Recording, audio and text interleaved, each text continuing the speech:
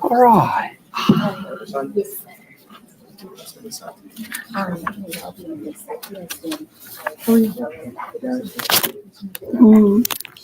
All right. Okay. Y'all come close. Everybody, I don't know why. Y'all come around. Y'all come on. Come on. Y'all keep coming. It's fine. Y'all don't worry. They only bite me. Y'all come on.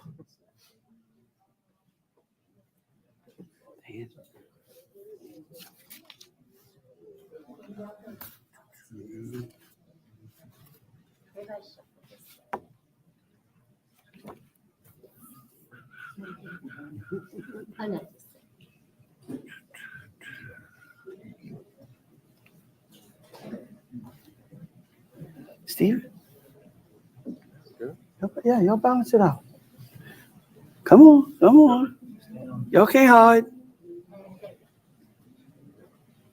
Want to make sure we get everybody in. Y'all come on in. We'll show Louisiana what a great team we got right here. It's a big team. All right. All the press is ready. Peyton, we live. All right. Well, good afternoon. Today, we're going to talk about the state's most recent conservation success story, which is the Louisiana black bear. And I want to make sure that everyone recognizes what a leader Louisiana is in conservation. This is the second time that Louisiana is able to take an endangered species and bring it into a position of being able to be harvested. And the first was, of course, the American alligator. And wow, what a success story that has been. I sure hope we don't end up with as many black bears as there are alligators. But today we're here to talk about the Louisiana black bear. So from December 7th through December 22nd, Louisiana will finally have, once again, a black bear hunting season. The first black bear hunting season since the 1980s. I want to thank our secretary, Madison, Sheahan, and the Wildlife and Fisheries staff, who we have all around us. If I started naming names, I'm going to forget one, and then I'm going to get in trouble.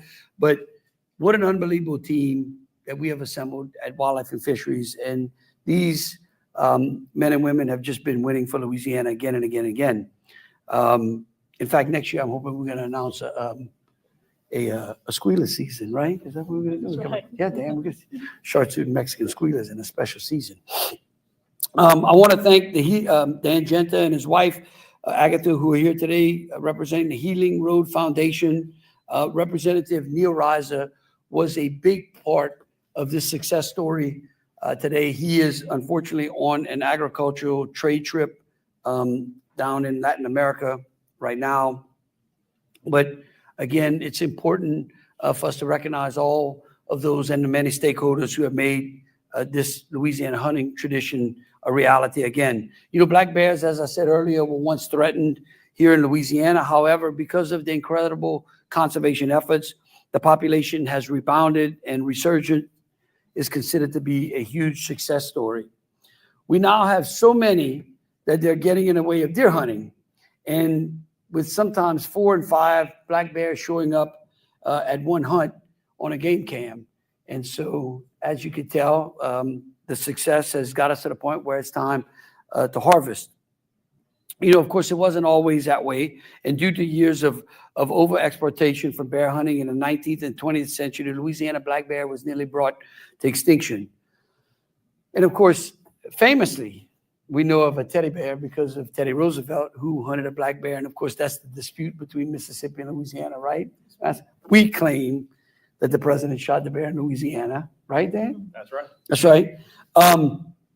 In October of 1907, President Roosevelt traveled down to East Carroll and Madison parishes for a traditional bear hunt. Of course, we know that Teddy Roosevelt was one of the greatest conservation-minded founders of our time. And his great adventure is recalled in the Louisiana cane breaks. And so today, I'm happy to announce that we're back to black bear hunting. Teddy Roosevelt would be smiling. I'm sure he's smiling above us, saying it's about time those guys get back to bear hunting again. And while the tags are going to be extremely limited this season, the numbers could see an increase in subsequent years as the recovery population goals are met. And so when I think about all of the great things that we did this year and all of the help that everyone around the state has given and the legislature has, to think that we get to end the year with the announcement of a brand new black bear season, I couldn't think of a better Christmas gift.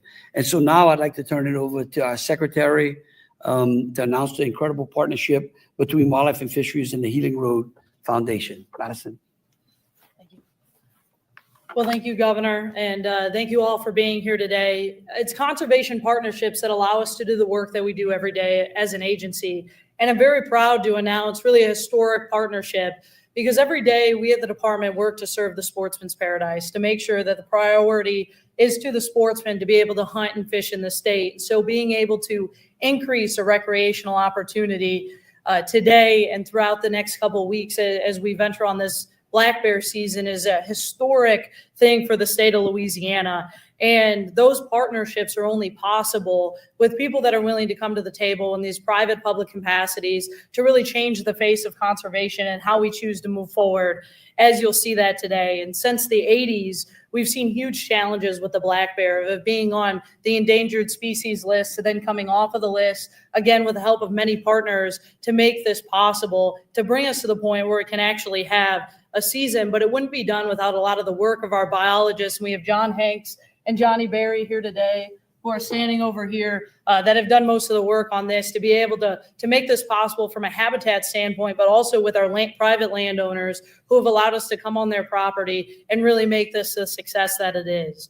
And so today, it's my honor to announce not only with the heritage of the sportsman's paradise, but also to be able to honor those who have served this country and to be able to really put forth something that can be sustained for many generations to come. And so we're announcing a partnership with Healing Roads Foundation, a foundation that is dedicated to allowing our veterans, once they come home, to provide them with opportunities to hunt and to fish. And so with that, we are presenting them with their investment, the first black bear tag, and allowing a veteran of their organization to be able to go and hunt over the next couple weeks to actually be able to harvest a black bear. And so that wouldn't be possible without their team and the investment in the state of Louisiana. And there's really no place better to do that than the sportsman's paradise. And so I'd like to present to them the first black bear tag to the Healing Roads Foundation and Dan Genter for being able to put this together. And so with that, I'd like to ask Dan Genter to come up to the podium to be able to speak on behalf of Healing Roads and the work that they've done. Great. Thank you, Madison. It's a pleasure to be here on behalf of my wife, Agatha, and our firm, Genter Capital, and to be teamed up with Healing Roads Foundation. I mean, this is particularly special to me because I'm from South Louisiana. So I was born and raised in Metairie, and so most of my family still lives here. So even though I'm a California transplant, which nobody understands, it's always fun for me to, come back here, and it's always going to be home. But having been able to partner now with Healing Roads Foundation and with the Louisiana Department of Wildlife and Fisheries, we think we put something together very, very special. Not only, as the governor mentioned, is this the only state in United States history that has not only taken one, but now taken two animals that were on the endangered species list or the threatened list and brought it back to a status where actually it can be enjoyed by the population of Louisiana. But also with this partnership, we have an opportunity to really reward and also just thank our veterans that have made so many sacrifices for us. And Healing Roads Foundation, I mean, this is perfectly in line with the core values of Healing Roads Foundation, which is focused on giving tremendous and unique outdoor experiences to our veterans or their surviving families or their children.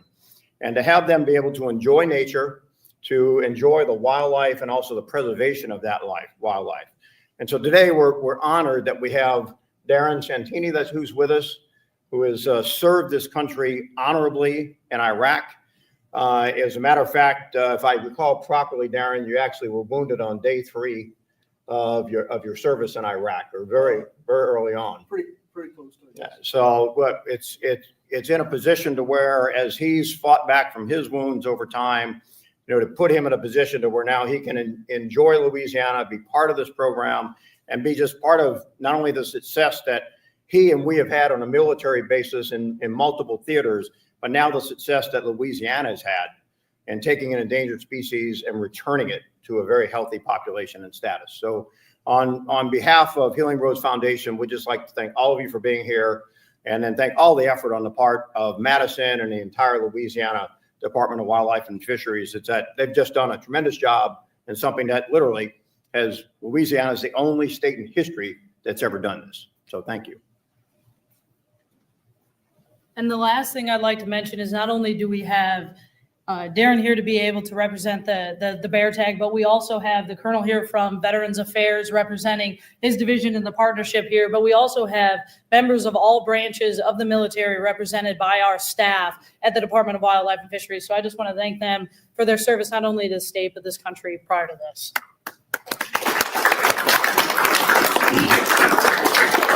And again, real briefly, before we take some questions, I want to make sure that the Wildlife and Fisheries staff understands what they did. I think what Dan just said was exactly what our theme was when we started this year, was to come back home. And so to have someone like Dan Gent and his wife to travel from California to come back home and to reinvest in Louisiana, you can see the smiles that it places on people's face. And those are the things that y'all are doing.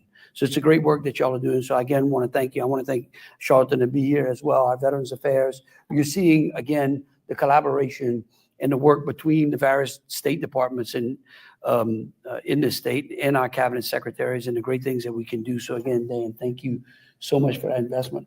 I look forward to putting that picture of that black bear on my social media when you got it. Great. We got it. You can send Dan the first one. I want the second one. Is that okay? All right. Thank you. With that, any questions? Yes, ma'am. Governor, can you talk about how many tags are being released this year and what the population threshold would be in order to increase the number of tags in later years? So I don't really get myself in trouble, I'm going to let Madison answer that. So there are 10 tags total plus this permit. So 7 of the tags went to our private landowners. The reason they went to them is because those are the folks who have helped us be able to put black bears on their land through the reintroduction, increase habitat to be able to put this together. And then we also have 1 tag that went to a public tag, and then 1 tag on our WMAs to manage the population. So we believe that there are about 1,500 black bears throughout the state that we actively manage. As that number increases and as we watch the fluctuation of the season over the next year, we're going to look to be able to increase those opportunities, not only outside Bear Area 4, which is that Madison Tinsall Parish where you're seeing the season now, but also throughout the state. And a lot of that work, like I said, the surveying, all of the habitat management, everything is really dedicated to our bear team who works on these projects every day. Would there also be a situation where, should there maybe not be a good breeding season, that you reduce the number of tags for a year? Obviously, there's always a potential when we're working with anything that was on the endangered species list at one time. We want to be very careful about what we do with this species, but we want to make sure we're managing it so that it can be hunted by the sportsmen of the state. Can you tell us a little bit about the black bear hunter training course? Yeah, so we required everybody to go through a hunting course. Not only it provided safety, but also so that way they knew the hunter safety precautions and things. Obviously, you're working with a black bear. That's a little bit different than if you're out deer hunting. So we wanted to make sure we ran them through a safety course. We also wanted to make sure that they were able to identify male to female bears. We wanted to make sure that we showed the difference in baiting techniques and things like that. And we also wanted to show kind of once a bear is harvested, what that process looks like as well.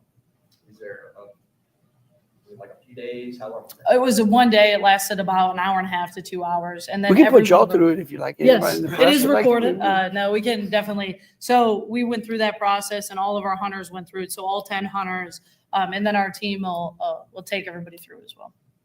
Can you also briefly talk about the efforts that were done to bring this population back so strongly? Yeah, so this obviously started back in the 80s, and so we went through a series of things. The main thing that we did was we went out and we worked with private landowners to really increase the capacity on private land. So throughout this process, millions of acres of habitat has actually been restored in Louisiana to be able to use conservation easements and other projects to be able to increase the habitat statewide. And so when you're looking at all of these great partnerships with our private landowners, we're able to increase our impact as an agency to bring back some of that habitat. We also worked on a lot of denning situations, and then the actual reintroduction of the black bear, which has been done since the 80s, as well as we've gone through a series of lawsuits that Safari Club International stepped in and helped us with U.S. Fish and Wildlife to be able to go through those to make sure we can get to this point today.